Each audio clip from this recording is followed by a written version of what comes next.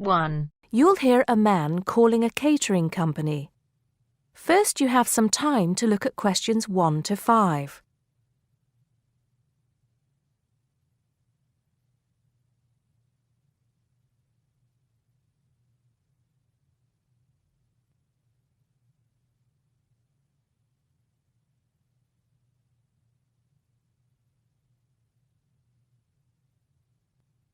You should answer the questions as you listen because you will not hear the recording a second time. Listen carefully and answer questions 1 to 5.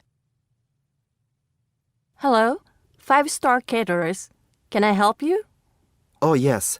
I spoke to you an hour ago about the arrangements for our end-of-term party. Oh, that's right. It's Mr. Saunders, isn't it? Actually, it's Sanders. That's S-A-N-D-E-R-S. Oh, I'm sorry. I'll just get that down correctly on the form. Okay, Mr. Sanders, sorry about that. No problem. Well, I've got the details you asked for, so I thought I should call you back quickly and book. Good. Let's fill in the form, shall we? Great. First of all, can you give me a telephone number? Somewhere where you can be contacted during the day. Yes, it's 445-6786. 445-6786. Okay.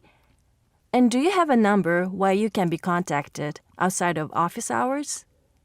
Well, I'm at work till late in the evening, so use the same number, and if I'm not there, you can leave a message. Thanks. I'll make a note of that. And how many guests shall I put down? Okay, that's changed. So instead of the figure I gave you before of 85, it's now only 50. It's much lower, I'm afraid, because a lot of people can't make that date. That's not a problem. Can you remind me of the date we'd set? Yes, it's the 25th of June. Okay, that's fine. Before you hear the rest of the conversation, you have some time to look at questions 6 to 10.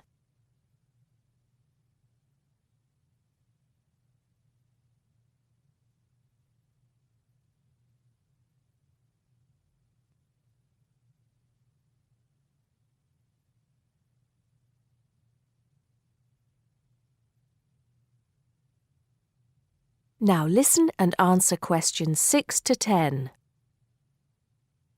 Now, did you have the chance to look at the tables on the website? Yes, I did, and I think the rectangular tables would be good, the long, thin ones. Yes, you could have 2 of those. The only problem is that they're for 24 people.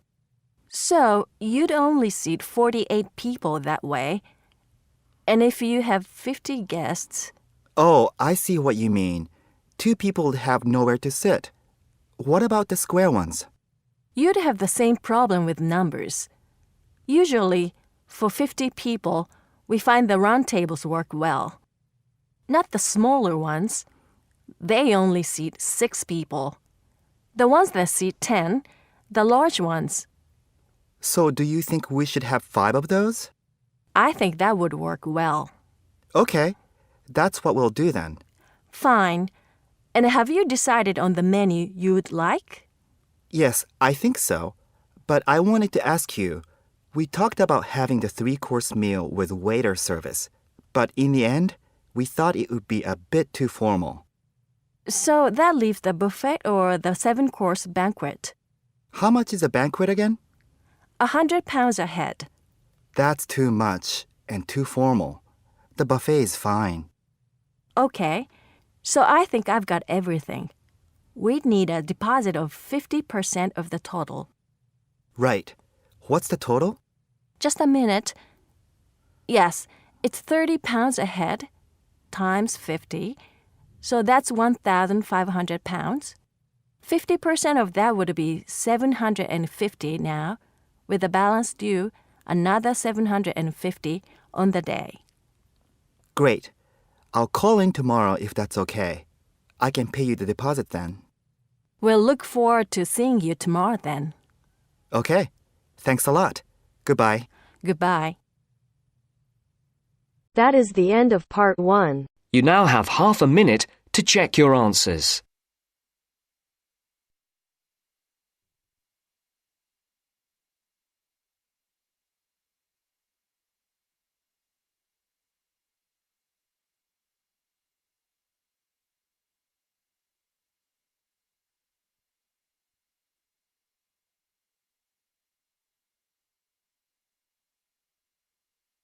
Now turns to part 2. Part 2. A man wants to place an order by telephone for some office stationery. Listen to the conversation between the woman and the man and answer the questions. First, you have some time to look at questions 11 to 16.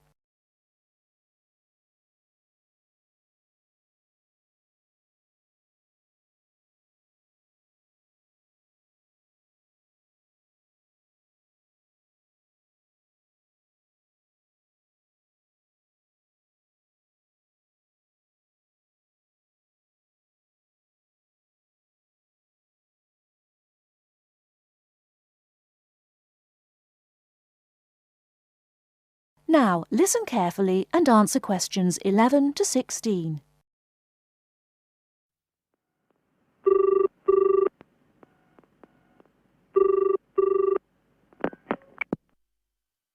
Thank you for calling Millennium Office Supplies. If you would like to place an order, please press 1. Your call has been placed in a queue. A customer service operator will be with you shortly.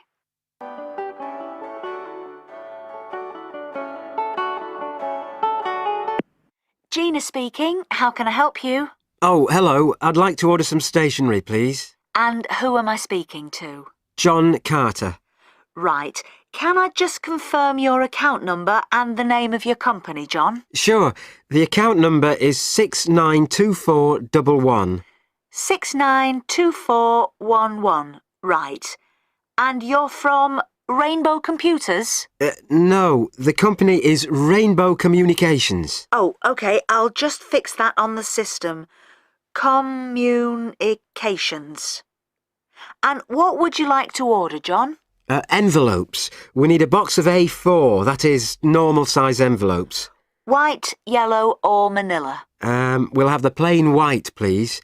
But the ones with the little windows. OK. One box, A4, white. Just the one box, was it? On second thoughts, make that 2 boxes.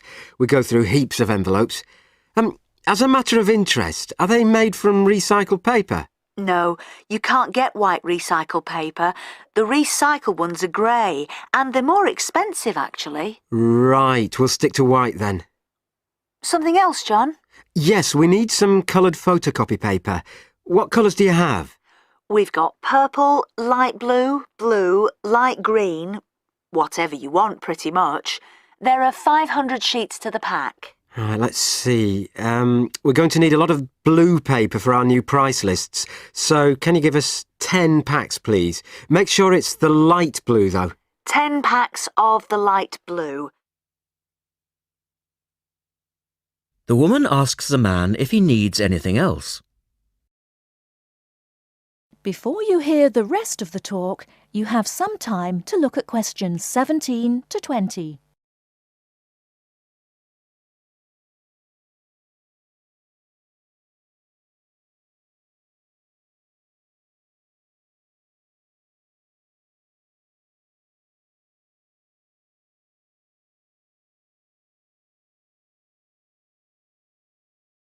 Now listen and answer questions 17 to 20.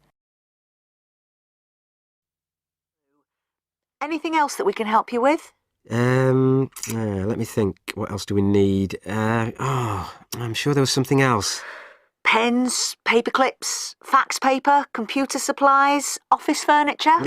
Oh yes, we need floppy disks. Do you have those nice coloured ones? Yes, but they're a bit more expensive than the black ones. Oh, that's all right. I'm not paying anyway. Right. Floppy disks. And what about diaries for next year? We've got them in stock already and it's a good idea to order early. No, I think we're all right for diaries. But something we do need is one of those big wall calendars. You know, one that shows the whole year at a glance. Do you stock those? We certainly do. OK, can you include a wall calendar then, with the other stuff? Just make sure it's got the whole year on the one side. Sure. And do you have a copy of our new catalogue? No, I don't, but could you send one? Yes, I'll pop one in with the order. You'll find it a lot easier to remember what you need if you have our catalogue in front of you next time. Yes, good idea. And when can you deliver this? Should be with you tomorrow morning. Can you make sure that it's not after 11:30am? Because I have to go out at 12. There's only myself here on Fridays. Fine. I'll make a note on the delivery docket that they should deliver before 11:30. Thanks very much. Thanks. That is the end of part 2. You now have half a minute to check your answers.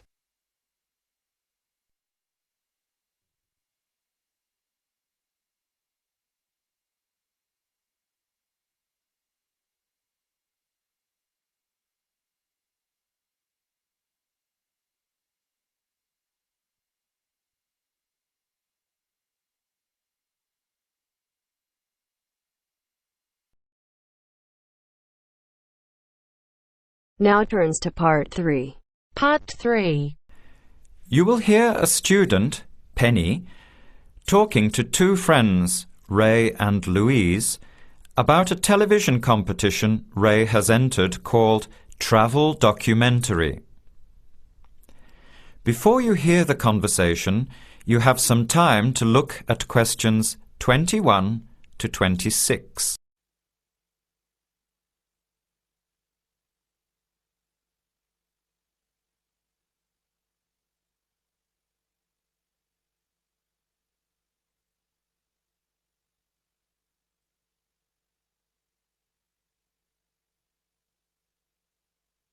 Now, listen carefully and answer questions 21 to 26. Hi, haven't seen you two in ages. What have you been up to? Hi, Penny. Ray is really excited. He's just been shortlisted for Travel Documentary. He could be off travelling around the world for 3 months. Travel Documentary? What's that? You've never heard of it? Don't you watch TV? Well, actually, no, hardly ever. Especially since I've started working on my thesis. I don't have time to breathe, let alone watch TV. So what's this all about, Ray? Well, actually, it's a competition run by public TV. It involves my two great loves, travel and filmmaking. Is it that program where people are sent around the world making documentary videos? I have heard of it. Fantastic! So you've been chosen? Not yet.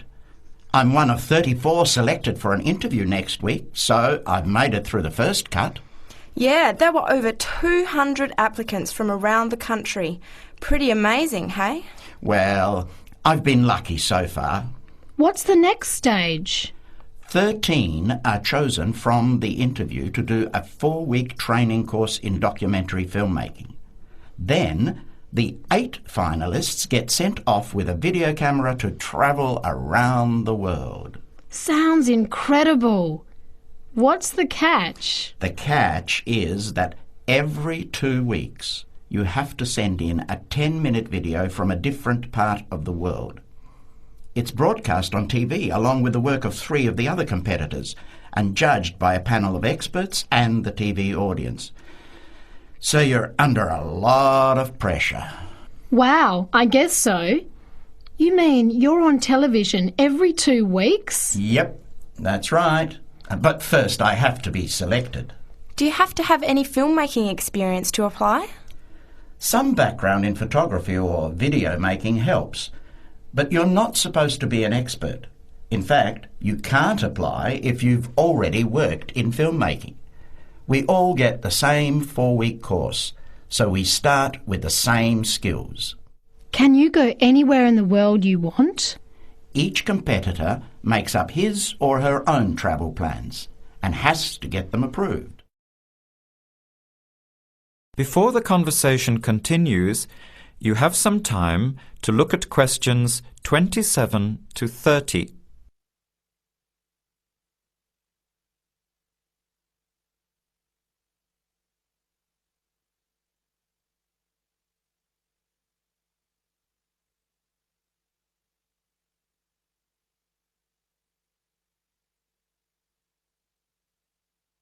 Now, as the conversation continues, answer questions 27 to 30. Have you talked with anyone else who has done it? As a matter of fact, just last week, I met Sarah Price, a girl from here who did it last year. What did she have to say about it? She said it was the most amazing experience of her life, but it was really tough at times. I think you'd have to be really brave to take off like that alone with so much responsibility. It's not like going on a holiday, is it? No. 2 weeks in a country, often where you can't speak the language, to find a story, film it, organise all the editing. Then you're off to a completely different part of the world to start all over again. Pretty exhausting, but exciting too. What a way to see the world. What about Sarah Price? Did she have any bad experiences? She said the worst part was when she got some mysterious fever in Mongolia and thought she might have to be sent home. Fortunately, it got better, but she said it was scary to feel really ill when you're alone so far away. So what made you want to apply? When I saw the program on TV a while ago, I thought, this is for me. I've always wanted to travel, but needed to work for a year before I could even think about it. Then a new series started up. I thought, now's my chance. Don't you think you'll be lonely? I don't think I'll have time to be homesick. I'm more worried about having too much to do and not enough time to get things organised. So we might be watching you on television in the next few months. I hope so, if I'm lucky. When will you know for sure? They choose the final 8 in March. A month later, you're on your way. So do you have to pay anything? Nothing. It's all paid for. Course, camera, flights, accommodation and in-country travel. The budget is pretty tight though. No extras. I sure hope you get it. Then I'll be finding time to watch at least one program on television every week. That is the end of part 3.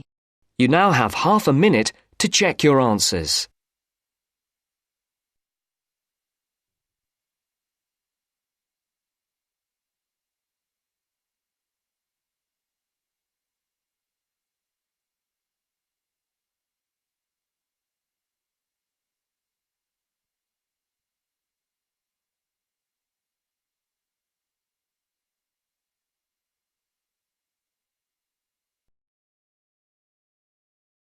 Now turns to part 4. Part 4. You will hear a talk on the work of a printing department at a university.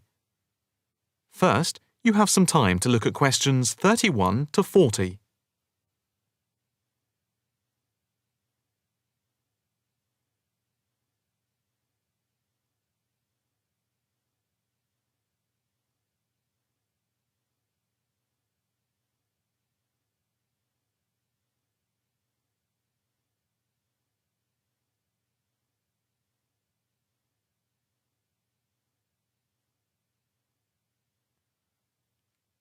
Now listen carefully and answer questions 31 to 40.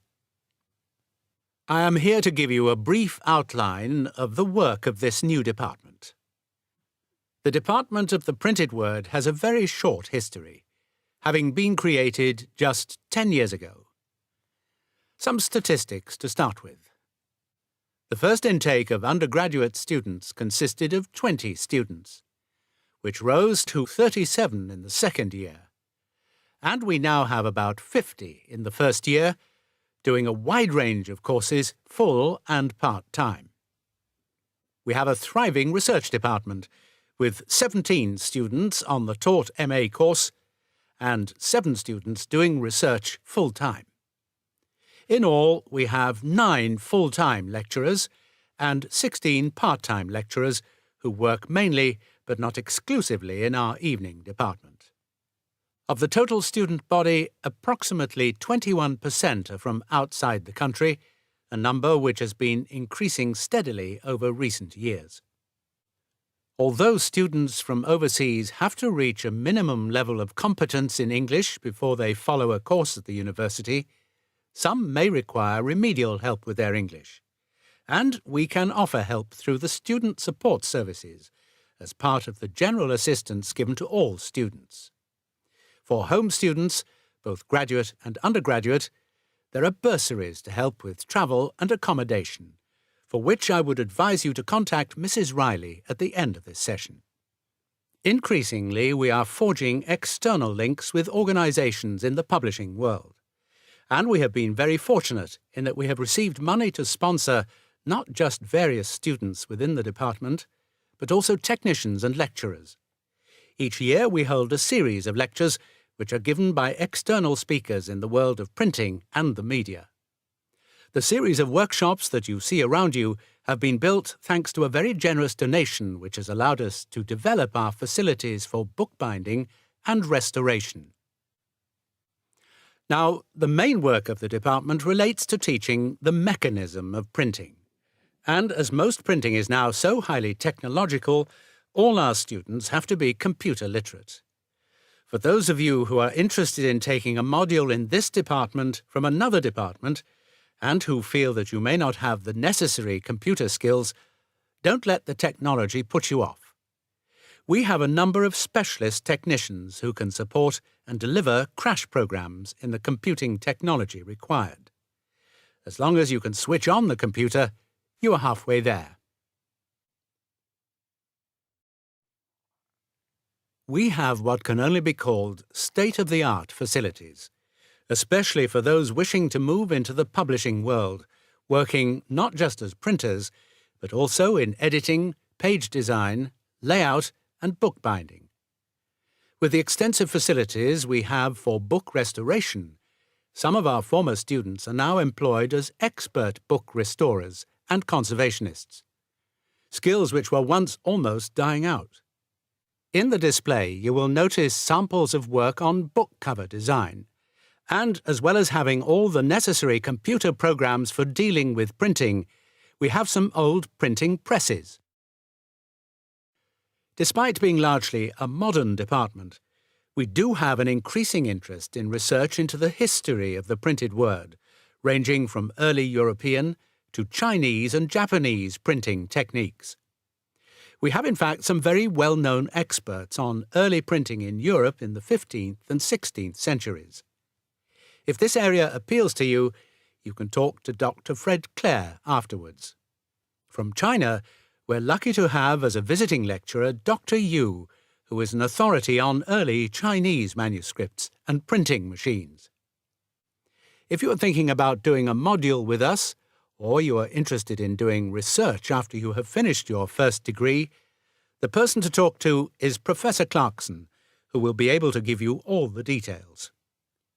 For postgraduate research, you should really be thinking about applying now, even though we are only in December, as the department now attracts large numbers of people, and we always have many applications for each research position. That is the end of part 4. You now have half a minute to check your answers.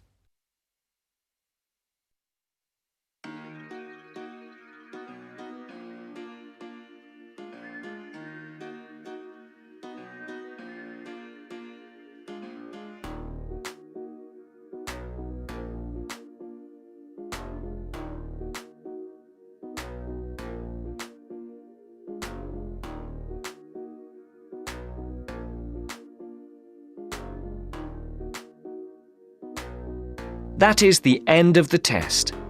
You now have 10 minutes to transfer your answers to your Ielts listening answer sheet.